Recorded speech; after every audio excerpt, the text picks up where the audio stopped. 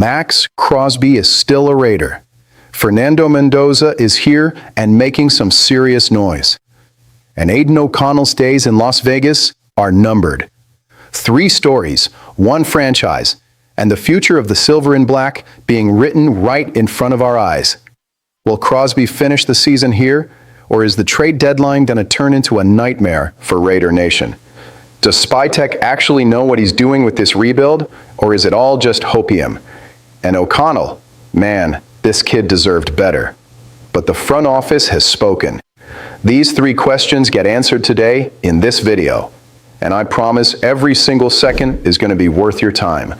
Buckle up and smash that like button, because what I'm about to tell you changes everything for the Raiders.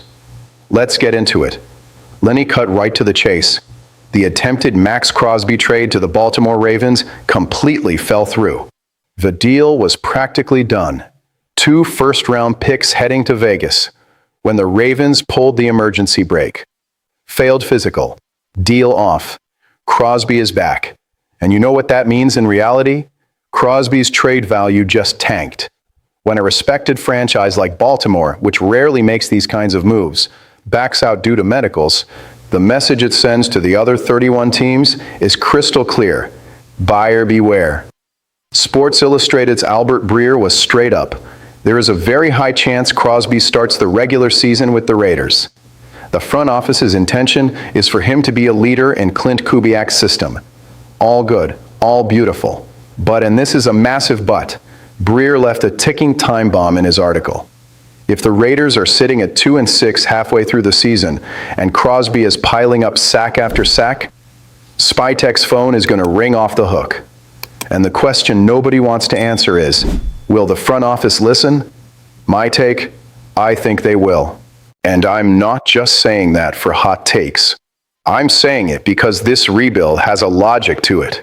If the ship is sinking and you have an elite asset on the edge, you use that asset to build for the future. It's cold, it's brutal, but it's the NFL. Now there's another detail almost nobody is talking about. Kieron Crawford, the 67th overall pick in the 2026 draft, was brought in for exactly this. To give Crosby some rest, to keep him fresh. Raider Nation radio host Q Myers already put it out there. Crosby is not playing 100% of the snaps this season. Is that smart load management? Or a sign that the front office is already thinking about the long-term viability of his contract? I see it as a win-win strategy. If a rested Crosby balls out and the team competes, awesome. If the team tanks, Crosby keeps his high trade value with fresh legs, and you still get to develop Crawford. Things just got real, Raider Nation. This situation isn't over. It just moved to the next phase. If you thought the shockers ended there, brace yourself. Aidan O'Connell has officially been labeled one of the biggest losers of the Raiders offseason. And look where that label came from. The Athletic. Not a blog, not Twitter, the most respected sports journalism outlet in America. Let me tell you this guy's story, because honestly, it's one of the most unfair situations I've seen in my years covering this franchise. O'Connell comes in as a rookie, nobody betting a dime on him. Jimmy Garoppolo implodes, and suddenly the kid from Purdue is playing real NFL football. Goes 5-5 as a starter, plays smart football, 12 touchdowns, 7 picks. Solid, extremely solid for a rookie who wasn't prepped to start. Then the next season rolls around, and the Raiders sign Gardner Minshew. O'Connell gets benched. Then they bring in Geno Smith. O'Connell rides the pine again. And now, Kirk Cousins with $20 million guaranteed, and Fernando Mendoza as the number 1 overall pick. You've got to be kidding me with this guy. The Athletic's Sam Warren was surgical in his breakdown. O'Connell didn't have a glowing future here anyway, but Cousins' arrival completely slammed shut the door that was left slightly ajar. He was the natural candidate to be the bridge QB. Now, he's left fighting for the QB3 spot against Jacob Clark, an undrafted guy out of Missouri State.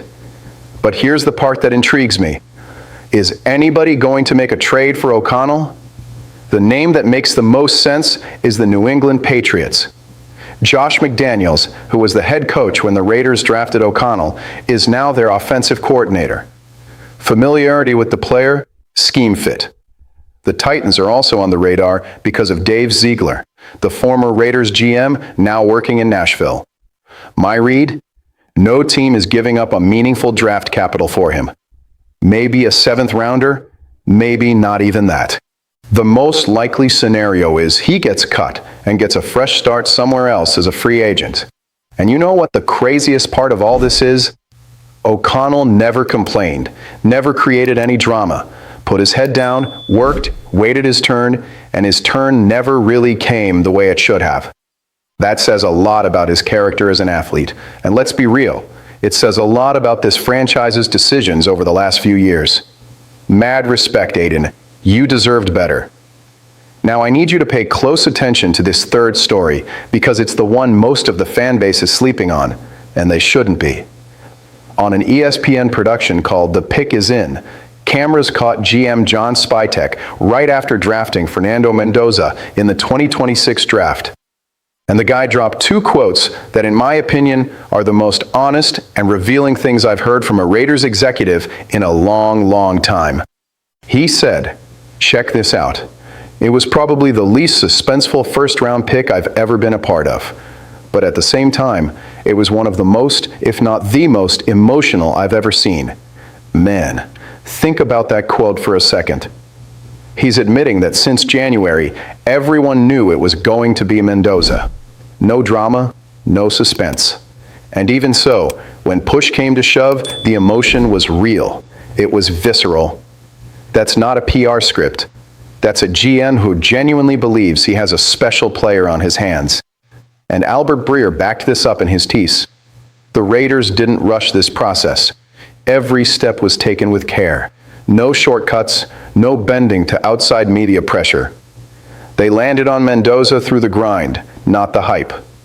Now here's the part the fan base needs to understand, and it's going to define the next 3 to 5 years of this franchise. Mendoza isn't going to start right away. The plan is for him to learn behind Cousins, watch, absorb, and grow. It's the right process, but the clock is already ticking. The fan base is already in love. The media is swarming, and every single one of Mendoza's practice reps is going to be a headline. The pressure is going to hit faster than anyone thinks. The lingering question is, will Kubiak and Spytek have the stomach to stick to the process even when the pressure cranks up? Because if they do, if they actually let Mendoza cook at the right pace, the Raiders have the foundation for something great. Making excuses for mediocrity? Not anymore. This franchise finally looks like it knows what it wants to be. So quick recap, Crosby is here, but the trade deadline could flip everything depending on how the team performs. O'Connell got swallowed up by the market and is probably walking away without the shot he deserved. And Mendoza arrived with the most sincere endorsement a GM can give, and that means a lot. But now I want to hear your take, and I'm not taking any vague answers.